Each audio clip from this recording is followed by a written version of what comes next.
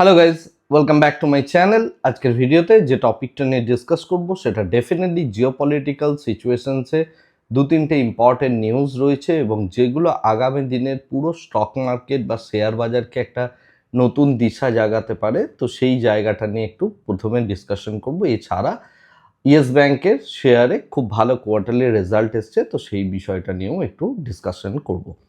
তো প্রথম কথা হচ্ছে, আমরা যে বিগত প্রত্যেক এই 24 ঘন্টার মধ্যেই জিওপলিটিক্সের দিক থেকে পুরো একটা বড় বড় পরিবর্তন চলে আসছে এবং সেগুলো মার্কেটকে অর্থাৎ স্টক মার্কেট বলুন, কমোডিটি মার্কেট বলুন বা পুরো পৃথিবী জুড়ে যে শেয়ার মার্কেট রয়েছে সেগুলোকে বিভিন্নভাবে নাড়া দিচ্ছে।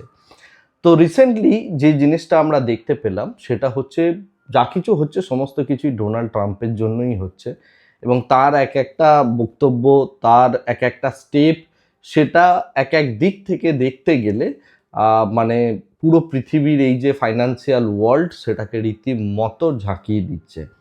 তো প্রথম কথা হচ্ছে, আমরা যে জিনিসটা দেখতে পেলাম লাস্ট এই 24 ঘন্টা বা 36 ঘন্টার মধ্যে, সেটা হচ্ছে যে ইউরোপের বিভিন্ন কান্ট্রি, 7 থেকে 8টা কান্ট্রি, তারা গ্রিনল্যান্ডেতে প্রচুর পরিমাণে ট্রুপ পাঠিয়েছিল বা এই যে মিলিটারি, সেই সমস্ত মিলিটারি বা সেনাবাহিনী যাই বলুন না কেন, সেটা গ্রিনল্যান্ডে পাঠানো হয়েছে, যাতে করেই আমেরিকা যদি কোনোভাবে গ্রিনল্যান্ড দখল করতে আসে তো তারা যাতে প্রতিহত করতে পারেন। এখন ডোনাল্ড ট্রাম্প তিনি বিভিন্ন দিক থেকে বলছেন যে আমি পিস প্রাইজ চাই, অর্থাৎ শান্তির জন্য নোবেল প্রাইজ চাই, বা তিনি পুরো পৃথিবীতে একটা শান্তি প্রতিষ্ঠা করতে চান।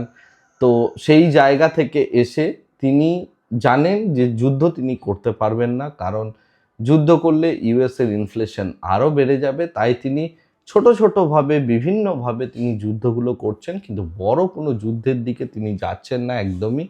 এবং উল্টো দিক থেকে দেখতে গেলে তিনি কেবলমাত্র ট্যারিফ নামক জুজুটা প্রত্যেককে দেখাচ্ছেন। তো সেম জিনিসটা এক্ষেত্রে করা হলো, ইউরোপিয়ান ইউনিয়নগুলোর উপরে ডোনাল্ড ট্রাম্প 10% এক্সট্রা ট্যারিফ চাপিয়ে দিলেন এই 8টা নেশনের ওপর, যারা অ্যাকচুয়ালি গ্রিনল্যান্ডের মধ্যে সেনাবাহিনী পাঠিয়েছিল। এখন এই বিষয়টা যখন হলো, সেই মুহূর্তে যেটা দেখা দিচ্ছে সেটা হচ্ছে যে ইউরোপের বা নেটোর সাথে পুরো আমেরিকার একটা সম্পর্ক খারাপ হচ্ছে এবং নেটো প্রায় ভাঙতে যাওয়ার মতো সিচুয়েশনে দাঁড়িয়ে রয়েছে। এমতো অবস্থায় ইউরোপিয়ান ইউনিয়ন এটা বুঝতে পারছে যে যতটা না রাশিয়া ক্ষতিগ্রস্ত করছে তাদের, তার থেকে বেশি ক্ষতিগ্রস্ত করছে তাদেরকে অ্যাকচুয়ালি আমেরিকা। তো সেই কারণে তারা এবার পুতিনের প্রতি একটু নরম মনোভাব প্রকাশ করা শুরু করেছেন। তো পরবর্তীকালে হয়তো আমরা দেখতে পাবো আমেরিকার একটা বড় আইসোলেশন এবং এই যে পুরো ওয়ার্ল্ড অর্ডার শিফট করছে, এটার সব থেকে বড় যে মানে যে বড় আমরা মানে ক্লুটা পেলাম সেটা হচ্ছে যে কানাডিয়ান প্রাইম মিনিস্টারের কাছ থেকে। কারণ তিনি চায়নার সাথে যখন ম্যাসিভ একটা বড় ফ্রি ট্রেড এগ্রিমেন্ট করলেন বা ডিল করলেন, সেই সময়ে তিনি বলেই দিলেন যে একটা নতুন নিউ ওয়ার্ল্ড অর্ডারের সূচনা করেছে এবং সেই নিউ ওয়ার্ল্ড অর্ডারের দিকে কানাডা আস্তে আস্তে ঝুঁকছে। অর্থাৎ ধীরে ধীরে ধীরে ধীরে ব্রিক্স নেশনগুলো এরপর থেকে কিন্তু ক্ষমতাশালী জায়গায় আসছে, ডলারের যে আধিপত্য সেটা কমছে, অর্থাৎ ডলারাইজেশন হচ্ছে এবং তার সাথে সাথে আমরা দেখতে পাচ্ছি গ্লোবালাইজেশনও হতে দেখছি। এর একটা ভয়ঙ্করতম দিক আছে এবং এটা একটা ম্যাসিভ ট্রানজিশনের মোমেন্ট এবং এই প্রকার ট্রানজিশন এটা কিন্তু বেশ কিছু দিন ধরে চলবে এবং যে কারণে মার্কেটের মধ্যে আমরা আপস অ্যান্ড ডাউনস দেখতে পাবো। তো এটা গেল হচ্ছে ইউএস এর ফ্রন্ট থেকে যে সমস্ত কাজগুলো হয়েছে সেটা, কিন্তু এখানে একদম সব থেকে সাইলেন্টলি থেকে ইন্ডিয়া বা আমাদের ভারতবর্ষ বা ভারতবর্ষের যে গভর্নমেন্ট আছে তারা খুব সুচতুরভাবে একটা এমন কাজ করেছেন যার ফলে আমেরিকাতে বেশ বড় রকমের হাহাকার পড়ে গিয়েছে। এবং কার মধ্যে পড়েছে না, সেটা হচ্ছে আমেরিকান কৃষকদের মধ্যে পড়েছে। বিষয়টা কি একটু খুলে বলি, সেটা হচ্ছে ভারতবর্ষ হচ্ছে পৃথিবীর মধ্যে সব থেকে বেশি ডাল শস্য কনজিউম করা দেশ। অর্থাৎ আমরা দেখবেন প্রত্যেকের বাড়িতে রীতিমতো ডাল হয়। নর্থ ইন্ডিয়ায় তো রুটি ডাল, সবজি ডাল ইত্যাদি, মানে ডাল খাওয়ার যে চাহিদাটা সেটার সব থেকে বড় মার্কেট কিন্তু ইন্ডিয়া। তো এর আগে যখন ডোনাল্ড ট্রাম্প মানে প্রেসিডেন্ট ছিলেন সেই সময়ে আমেরিকার যে সমস্ত কৃষকরা ছিল এবং বড় বড় যে সমস্ত প্রভিন্সেসগুলোতে চাষাবাদ হয় বা এই ডাল শস্যটা চাষ হয়, তারা ডোনাল্ড ট্রাম্পকে বলেছিলেন পিএম মোদির সাথে কথা বলতে এবং বলে এই ডালের উপর যেন 0% ট্যারিফ করে ইন্ডিয়া, সেরকম একটা জায়গায় যেন নিয়ে যায়। তো সেই রকমই একটা ব্যবস্থা করা হয়েছিল এবং সেই ব্যবস্থাটা করার ফলে যেটা দেখা যাচ্ছিল যে আমেরিকা থেকে প্রচুর পরিমাণে ডাল শস্য আসছিল ইন্ডিয়াতে এবং সেটা ইন্ডিয়ার মার্কেটে কনজিউম হচ্ছিল।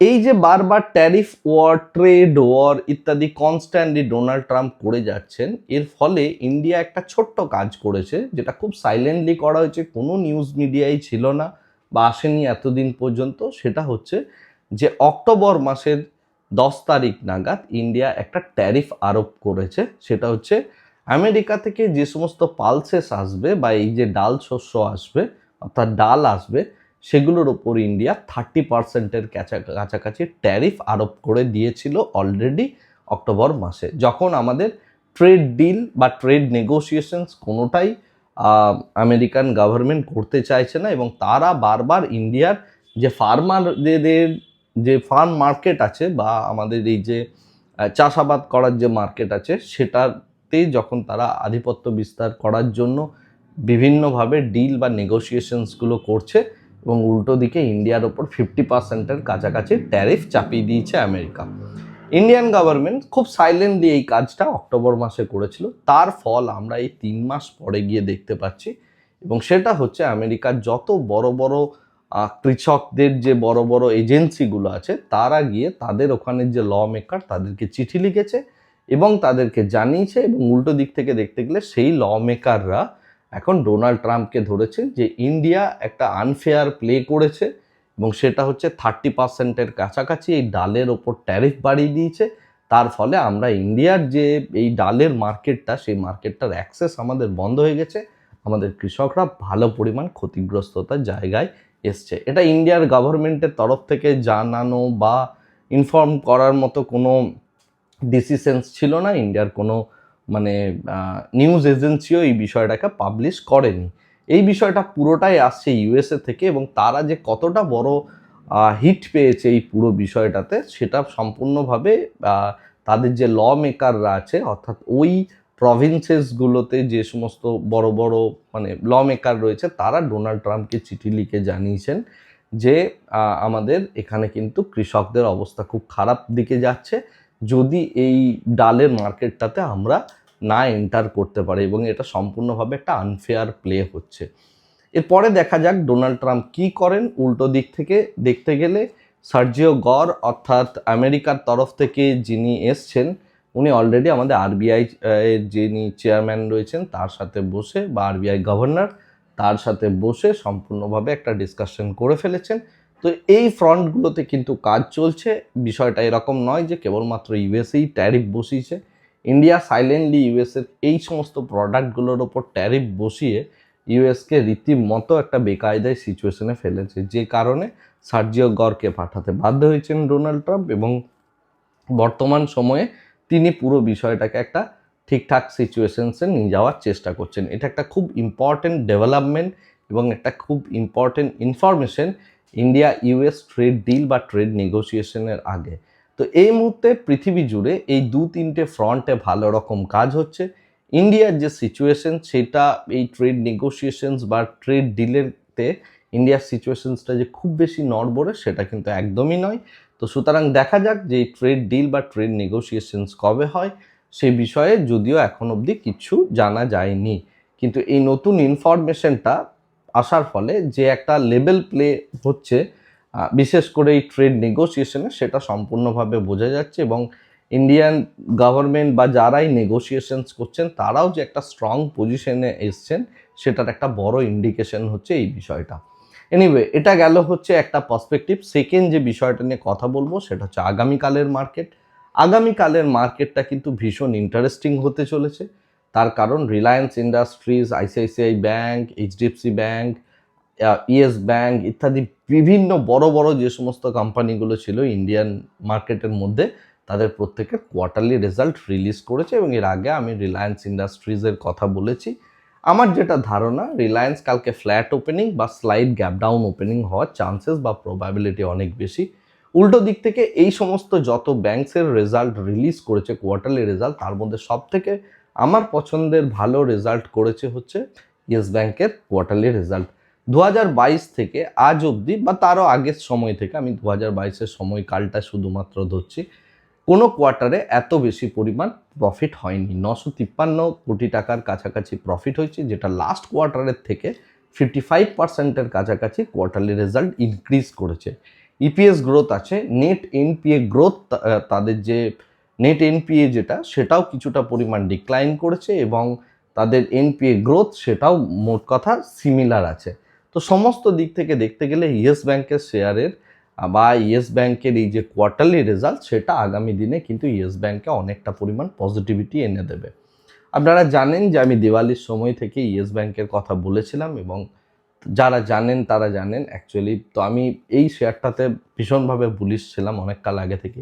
আমার ধারণা যে আগামীকালের পর থেকে এই বিষয়টাতে কিছুটা আবার আমরা ঊর্ধ্বগতি দেখতে পারি বা এই শেয়ারটার মধ্যে একটা পজিটিভনেস আমরা দেখলেও দেখতে পেতে পারি because of this kind of quarterly result. Okay, তো আগামীকালের মার্কেটটা কিন্তু ভীষণ ইন্টারেস্টিং হতে চলেছে। তার কারণ হচ্ছে একদিক থেকে আমরা দেখতে পাচ্ছি যে এফআইআই ভালো পরিমাণ ফিউচার অপশনে বড় রকমের বুলিশ পজিশন বানিয়ে রেখেছে, আর তারা ক্যাশ মার্কেটে কেবলমাত্র সেল করেছিল, বাট বাদবাকি সমস্ত পজিশনে তাদের যে টোটাল পজিশন সেটা কিন্তু সম্পূর্ণভাবে বুলিশ। সুতরাং আগামীকাল আমরা একটা স্লাইডলি বুলিশ মার্কেট দেখতে পারি, কিন্তু এটাকে ড্র্যাগ করার প্রবণতা রয়েছে রিলায়েন্সের ক্ষেত্রে। তো এই টাইপের একটা মিক্স টাইপের আমরা মার্কেট দেখার পসিবিলিটি রয়েছে। আর পুরো মার্কেটটাতে কি সিনারিও হতে চলেছে, আগামীকাল কোন কোন লেভেলগুলো সাপোর্ট এবং রেজিস্ট্যান্স হিসাবে কাজ করতে পারে বা কোন কোন এরিয়াগুলোতে আমরা অ্যাকচুয়ালি প্লে করতে পারি, সেই পুরো বিষয়টা কিন্তু আমরা ডিসকাশন করে নেব আমাদের যে পোস্ট সেকশনটা সেখানে। তো আপনি অবশ্যই আমার পোস্ট সেকশনটাতে খেয়াল রাখবেন, কেবলমাত্র ভিডিওতে নয়। তো সেখানে আজকে লেট নাইটে আমি পুরো একটা পোস্ট দিয়ে দেবো, যে পোস্টটা দেখে আপনি আগামীকালের মার্কেট সম্পর্কে একটা প্রেডিকশন করতে পারেন। আজকের ভিডিওটাকে আর এর থেকে বেশি দীর্ঘায়িত করছি না, ভিডিওটাকে এই জায়গাতেই স্টপ করছি। Thank you very much, bye bye, tata.